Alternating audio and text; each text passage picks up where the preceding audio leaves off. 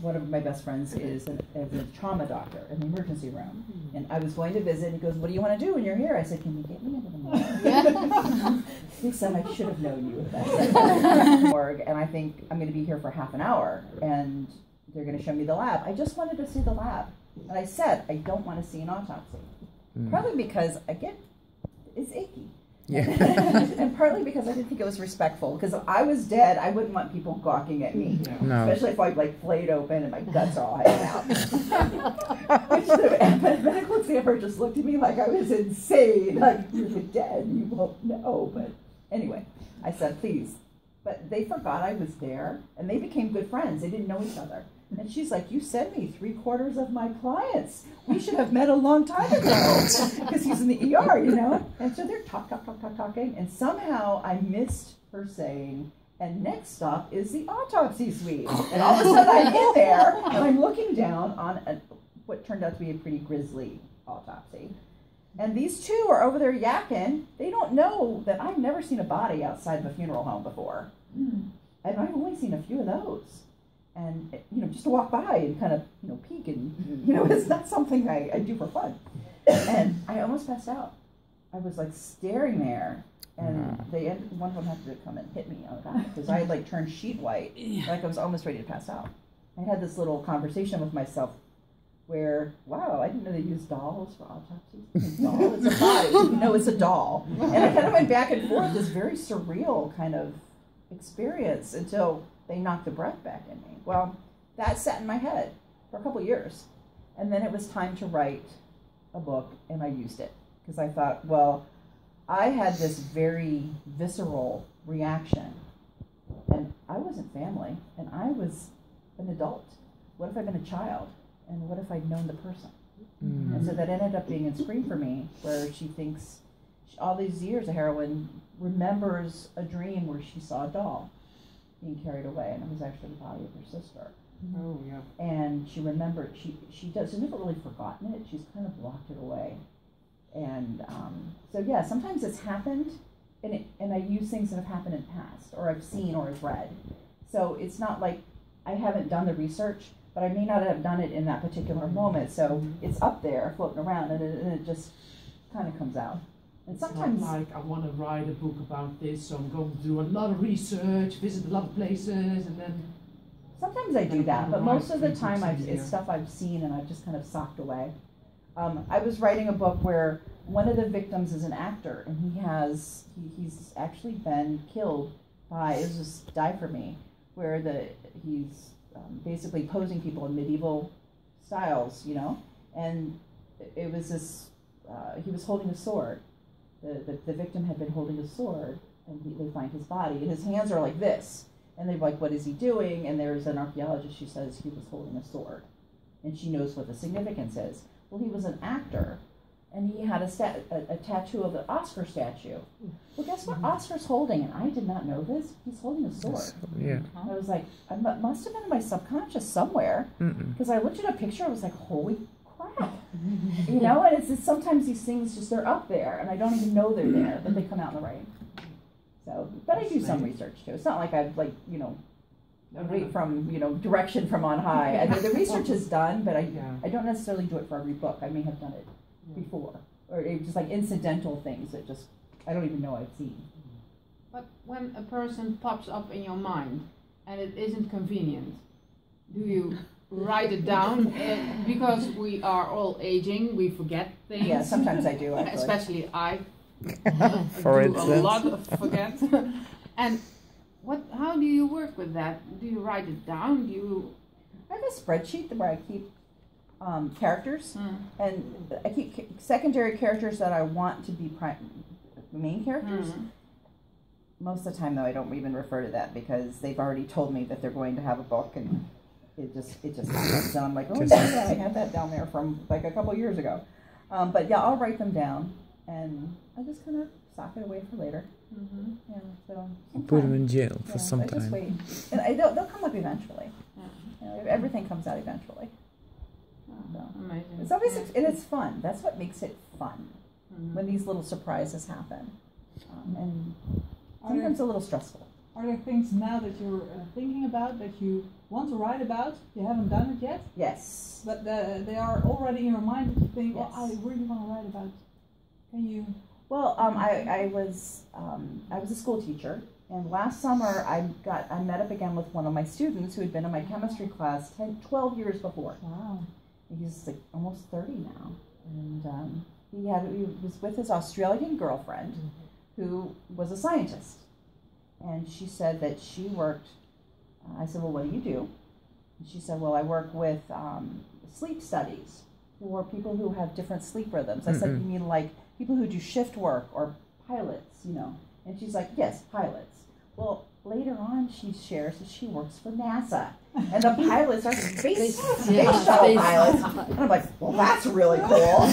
And I said, so have you ever worked with criminals, the effect of criminal behavior because of sleep cycle or sleep deprivation? And she's like, no, but we could. And I said, that's an idea. So again, I'm kind of, all right, so that's a character in another book. Yeah. So yeah, so things like that, I'll meet people. Oh, okay, I met a guy on an airplane, and we chat. And he started the chat this time. I didn't start the chat. He started the chat. It wasn't your fault. It wasn't my fault. We were flying from like Tampa to New York, and he said, where are you going? And I told him, I said, where are you going? And he had just dropped off a plane. So he was a contract pilot for, it's almost like a timeshare. Companies would like buy time in a plane, and he would be the pilot that would take them places. And he said, it's really wonderful because I used to be an electrical engineer. He was from Scandinavia somewhere. He said, I used to be an electrical engineer and I hated my job. And one day I was at the market and I envied the woman at the cash register because at the end of the day she could just go home. He said, that's when I knew I needed a change. So he went and got his pilot's license. And he was telling me, yeah, in the morning I can be in Barcelona, in the afternoon I could be in New York. And I said, you have the perfect job for a serial killer. There'd be no pattern. No pattern at all. And he looked at me. I said, I write thrillers. He was like, oh, okay. Well, that happened like 6 years ago. I just wrote that story. Oh wow. I just wrote the story about the pilot who's a serial killer. Because it's no trace. There's no connection. There's no pattern. So y'all can't say that because that's kind of a, well, it's not too much of a spoiler. Does a perfect murder exist in your mind? Oh, well, let's just say that a couple of my old bosses have met there several times. Are they aware of it? They should be. No, probably not. No, I don't use the same names. Although I did have a streak where all my villains' names rhymed, and my daughter's like, Mom, you had a Van Zant and a Grant. You can't have a Brant. So just know that all I have to look for the ant names, and they'll know who the bad guy is. But the thing about the pilot, the reader finds out he's a pilot pretty early on. But that was a real thing. Yeah, that'd be a great job. So there was a guy who installed windmills, and he had just come back from North Dakota.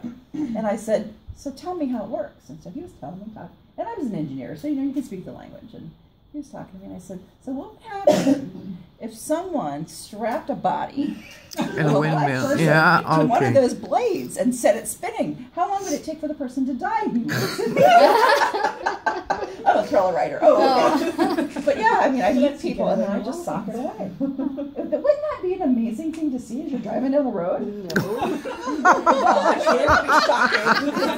Sure. It would certainly get your attention. Oh yes. That's for sure, yeah. Amazing in terms of not wonderful, but it would get your attention and you would stop and you'd go, holy cow. So yeah, I just sock it away. I might use that someday. I'm curious if all those people, when you say, well, I'm a writer, if they do believe you. Yeah. Oh, well, I think those times too. Yeah. But there was a time that in Closer Than You Think, the killer needed to steal a car, and his MO was he would shoot people in the back of the head, execution style.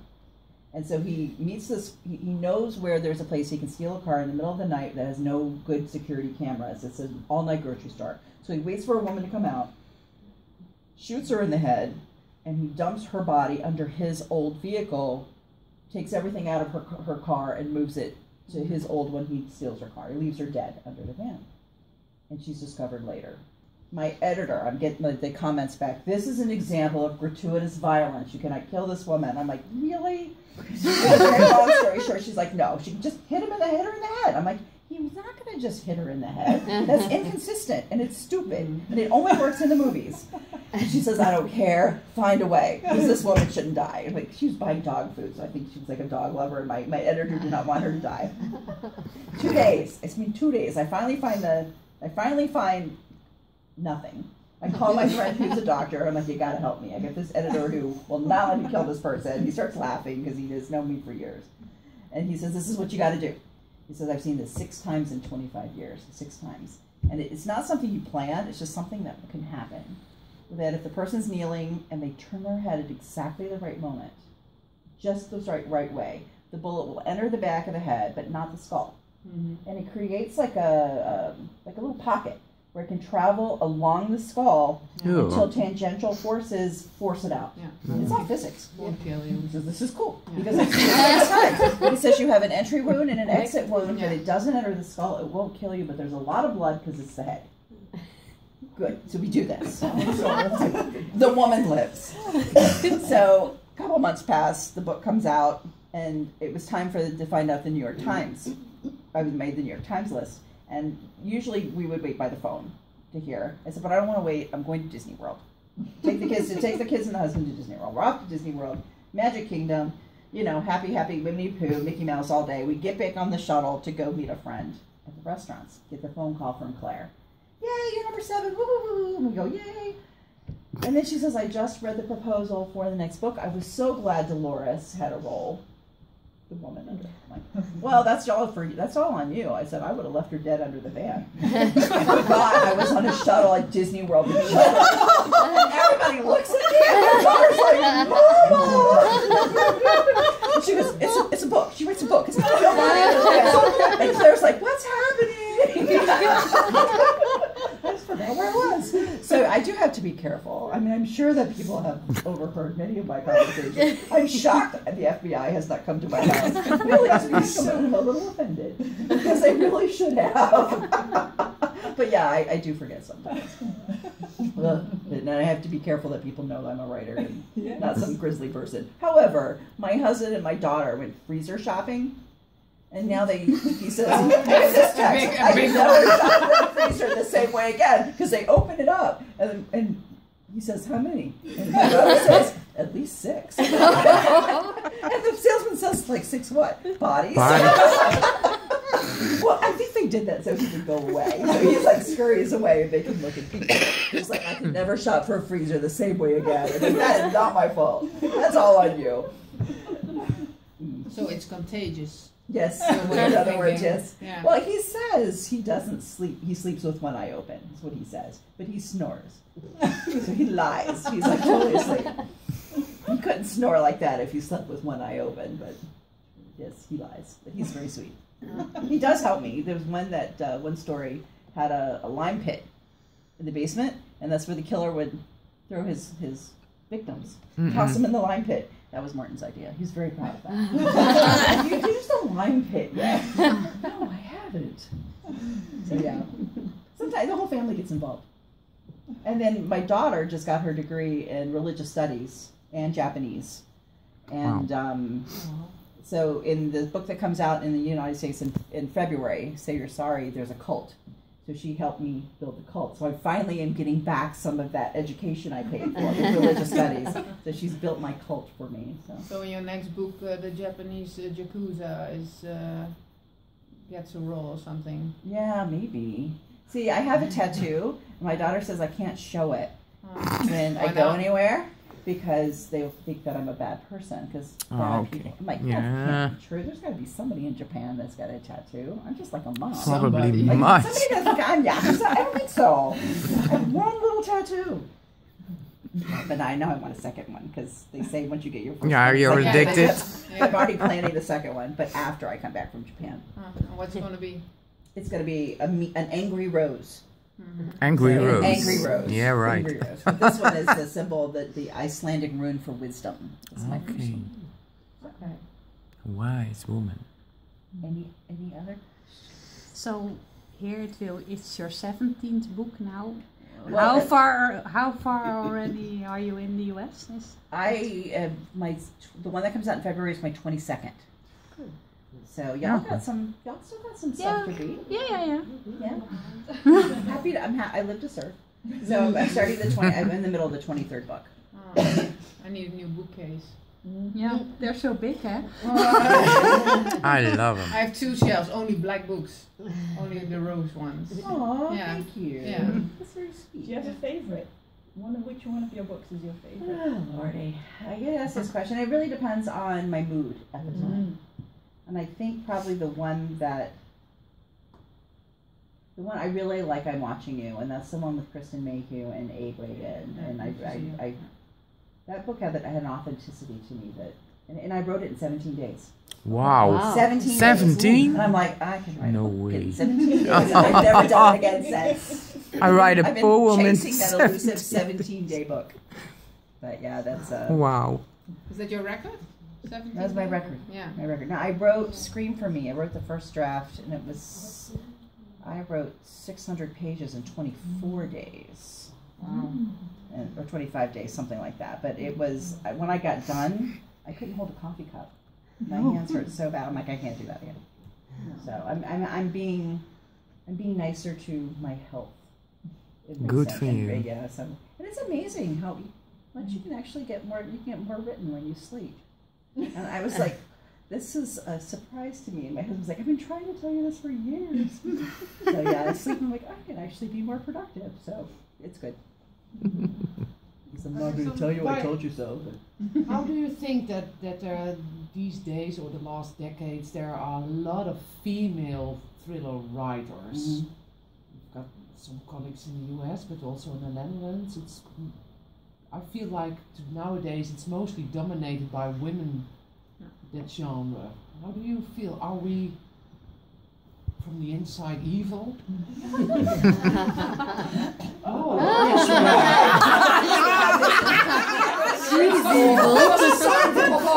The teacher would flick the lights to tell you to hold it down, ladies. I read male writers, and I read female writers, and there's a difference in style, and there's a difference in focus. Always, and I'm being general here, but I think that one of the things I like about the way women write is that they tend to be more inclusive with points of view. Like, I will write male characters and I will write bad guys that are men, but a lot of times when you read and this is not everybody, and I know these are the guys that I read. I know that this is not the rule, but they tend to have one point of view, and it's the man in the book. And by and large, I think we write better sex scenes. Seriously, more satisfying for women to read anyway. And there's some men out there that write some really good sex scenes, but